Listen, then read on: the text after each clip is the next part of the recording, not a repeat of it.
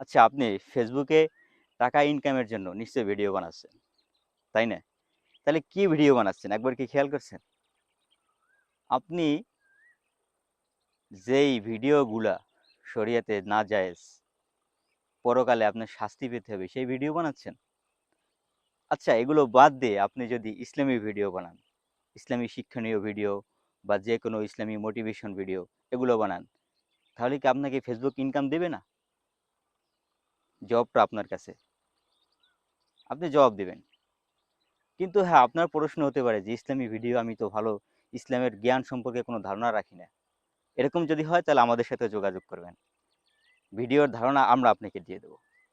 কিন্তু ভাই, আপনি যদি আন ইসলামী ভিডিও তৈরি করেন, তাহলে আপনি দুনিয়াতে সামান্য কিছু ডলার ইনকাম করলেন, কিন্তু আপনি যদি মুসলমান হয়ে থাকেন তাহলে এই কথাগুলো আপনার জন্য প্রযোজ্য হবে। যদি আপনি মুসলমান না থাকেন তাহলে তো আপনি এগুলো বিশ্বাস করেন না, ধর্মকে বিশ্বাস করেন না। যদি আপনি এরকম আন ইসলামী ভিডিওগুলো বানিয়ে থাকেন, তাহলে এর জন্য কিন্তু আপনাকে পরকালে শাস্তি পেতে হবে। যারা ভিডিও দেখবে, যারা শুনবে, যারা শেয়ার করবে, সবাই যত গুনাহ কামাই করবে সেই সব গুনার ভাগীদার কিন্তু আপনি হবেন। ধন্যবাদ।